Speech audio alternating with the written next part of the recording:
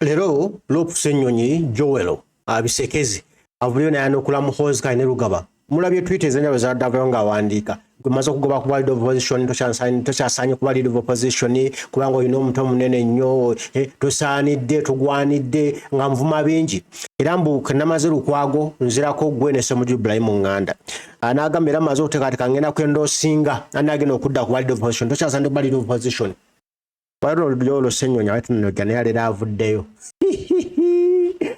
Njagala Joel. Ono yasobola Muhoozi. Amwogera naye intellectual. Olina asigala nga tategedde oba nagwa bugwiddalu. Atwalo byayogedde Joel bisudde busuzi Muhoozi kenero gaba ddalu. Naayita wo naawulumuka naayiika. Engamba ono amaze omuyiwa amuyiye kafeche. So kuli ebigambo bya Joel. Byonna byadda mutiisatiisa. Joel amugambye. Wulira. Zituula baagala okungatta ku fayiro ezimu kati ng'eye Butambala ey'obutujju bannaffe abwe babalanga ate nga si bituufu oba fayiro endalalala. Mbiwulira bingi naye nze munaye tebintiisa. Bwe twali twogera ku nguzi ne batandika okufumbafumba banoonyereza Ssenyonyi ono naye katumunoonyerezeeko oba waliwo enguzi banoonyereza paka lwe baakoowa tewali kye baasanga.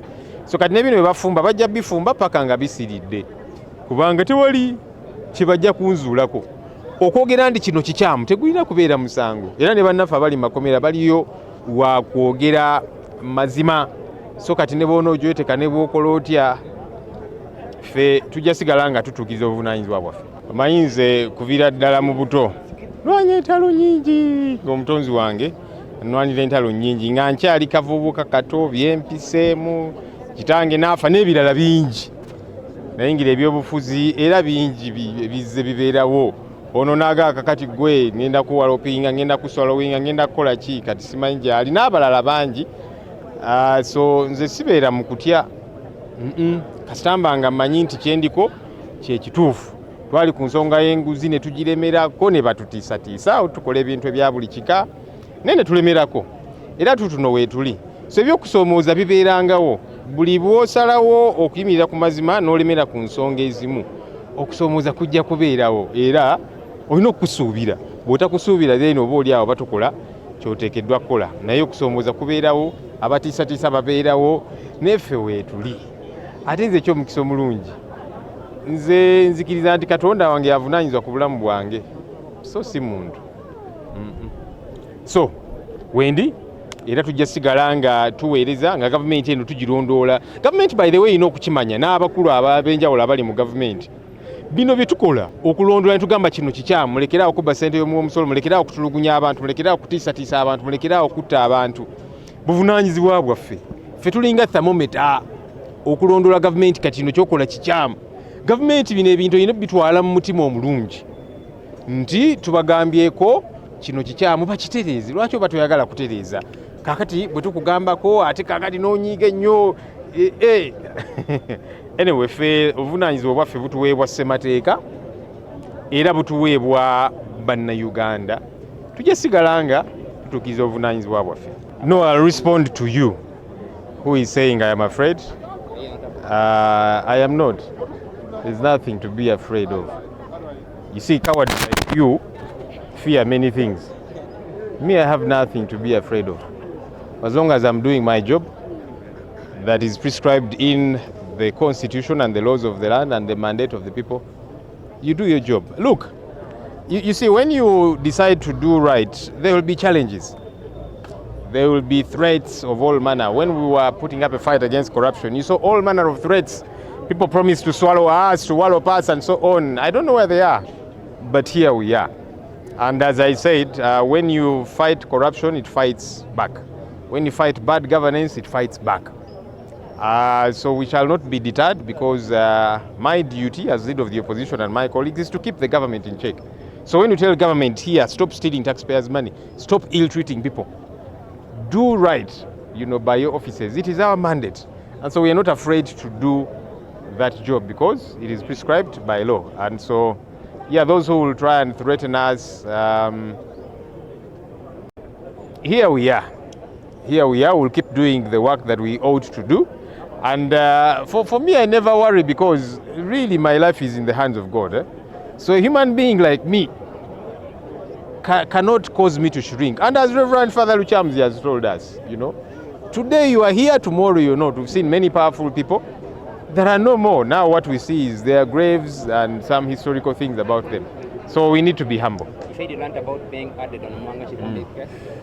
Yeah, there's a lot that is being plotted. I have learned that there are meetings which are sitting that probably want to add me onto the Butambala file, terrorism, or one of those other files. They're trying to cook up things, but they'll cook up until all they cook up gets burnt. Because, look, there's no crime in telling you what you're doing is wrong. So you can, and that's why the other time when I was speaking out against corruption, they did some digging up and so on and said, let's find out something. Isn't there any corruption against Ssenyonyi? They found zero. So even with this, they'll find zero. But I'll insist on speaking out that the right things get to be done. Abadde ayagala nnyo omulimu gwe ogw'amawulire nga omulimu ogwo tagukola just nga mulimu. Abantu bangi afuna omulimu n'agukola oba oli awo lw'akasente akavaamu alabire famire naki. Naye Sserowooza omulimu gw'amawulire ng'olabira ddala omuntu akola ky'ayagala. Nga bw'agenda okukola program kukolako interview ng'akolera ddala research nga yeewaayo nnyo.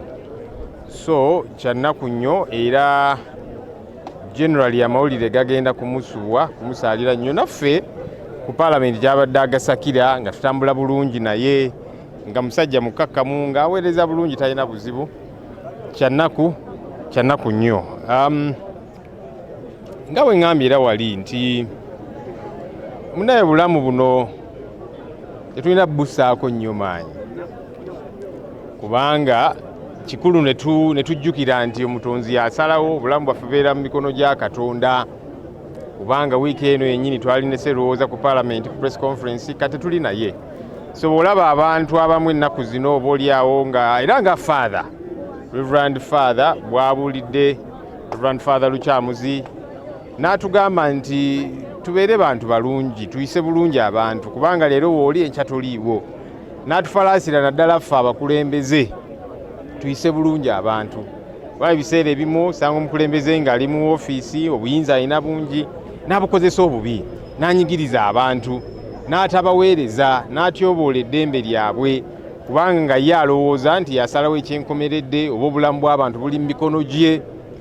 Ekintu ekyo tulina okyegendereza ennyo, si yeffe bakatonda kubanga leero wooli ng'oli w'amaanyi nnyo, enkya tolina bukakafu nti ojja kubeerawo. Tuzze tubalaba bangi nga bakitalo nga b'amaanyi naye eventually nabo Katonda amanyi obbaga nti munnange si ye gwe asalawo ekyenkomeredde. So eyo message nze nkutteko nnyo nti ffe ng'abakulembeze abantu tubayise bulungi, tuweereze bulungi, tubayise nga omutonzi waffe bw'asuubira tubayise. Obuweereza naddala obw'amawulire kuba nze nali munnamawulire. Ekikuuma ebitongole by'amawulire kuyimirira ku mazima. Nga kyokola abantu bakikkiririzaamu nti omuntu bw'aba ayagala okumanya amazima ajja ku mukutu gwo. So kyembakubiriza nti mutambulire awo. Ebirala byonna nga bwe tuzze tubiraba okutiisibwatiisibwa n'ebirala bwe bityo kansubire tebiba kange. Mwe kye mulina osigala nga mukola kuweereza, kusigala ku mazima. Bannansi gye bali era bagoberera. Tubasaba mweyongere okubaweereza obulungi. We commiserate with the family of the late Joseph Sserowooza. He's been a thriving journalist, pretty much at the peak of his career. Somebody who loved what he was doing. You see, it's one thing to have a job that you do, whether to make some money, take care of your family, but it's another to love what you do. Ssenyonyi loved his journalism job. He did it with passion. He's somebody who, before an interview, he would do his research, prepare very well, and so he was passionate about what it is that he was doing. It's very sad that he has passed on at his prime. We commiserate with the family. We pray that God strengthens the media fraternity. I loved the preaching of Reverend Father Luchamzi Malvi. He emphasized that let's be good to people because today you are here, tomorrow you're not. And Father Lukyamuzi especially insisted on we the leaders. He said we should treat people right. We should serve people well. You know, we should remember that we hold the offices that we occupy at the behest of the people and to serve God. And so we should treat people right, as opposed to ill-treating them, as opposed to harassing them, simply because of their beliefs and so on. That message resonates a great deal with the times of today. May God help us all to do right, to serve faithfully, and to treat people well. You know, to remember that he decides the ultimate. Sometimes when people are in positions of influence and they wield a lot of power, they imagine the buck stops with them. They decide who lives, who dies, who gets arrested, who, you know. But as Reverend Father Lukyamuzi has told us, let's be humble. Let's use our offices right. Kale, tuyanziza Lopu Joero Ssenyonyi bisekezi. Nozo mulide bwayanukula omusajja ng'amuddamu byabadde akola byabadde awandiika bingi nnyo ng'ataddewo okuteesatiisa akangakanga nze nannyini buyinza wano era nze nsalawo ana leader of opposition nga bwe nasalawo sipiika kati obuyinza mbwewadde nze ngenda okusalawo abeera leader of opposition era mmaze okwendoosinga ngenda kweta endorsement yange gibakube mu maaso mugimanye bwe mala okwendoosinga leader of opposition ne muwa ekifo ekyo oyo Joel ajja kundaba ngenda kumukwatako ajja kumpulira ayogedde bingi boye ne Joel tebamukanga Joel tebamutiisa babitiisa bali abatayitako mu ssule abatatta ntabbule bebatiisatiisa eyo abatamanyi mateeka bebatiisatiisa era abatiitiizi abatekkiririzaamu bebatiisatiisa naye omuntu nga Lopu Joero Ssenyonyi amanya amateeka nti buli kyenkola kikola mu mateeka simenya mateeka kuba ye gino Muhoozi byakola bikola mu bumenyi bw'amateeka kati omuntu akola obumenyi bw'amateeka nga ne byatambuza bya bumenyi bw'amateeka talina gwatiisatiisa okitegedde ayogera n'akangakangangira kyasigaza kyalina kimu kusiba kutta nga talinayo kirala ali gwe mbuli ayinza kukola ki bw'akwata omuntu n'amwamba n'amutulugunya n'amutta kipya ki ekiri awo era buli muntu mu nsi muno tukimanyi nti omuntu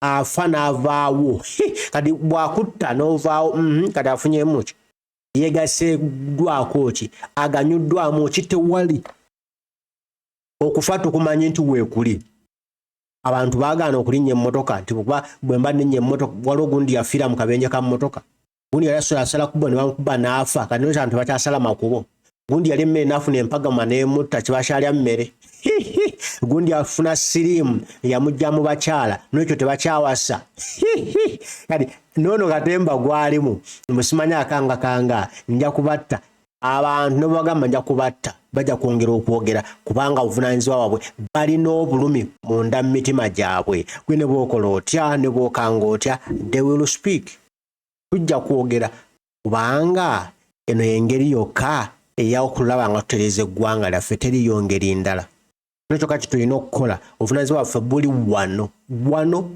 baako kye tukola naffe tuyimirirewo mu mikono gyaffe mu mazima gaffe mu bumu bwaffe tuliko kye tuwaayo eri ensi yaffe tuliko kye tuwaayo eri eggwanga lyaffe Uganda tuligamba ky'abaana tuligamba ky'abazzukulu eggwanga lyayononeka ntunudde butunuzi we have to do something tuyanziza Lopu Joero Ssenyonyi okitegedde naye munnayuganda bulijjo olibaako kyokola tulina kuba mutiitizi tolina kutya tolina kukangibwa you have to do something tutereeza ensi yaffe kuba buvunaanyizibwa bwo nange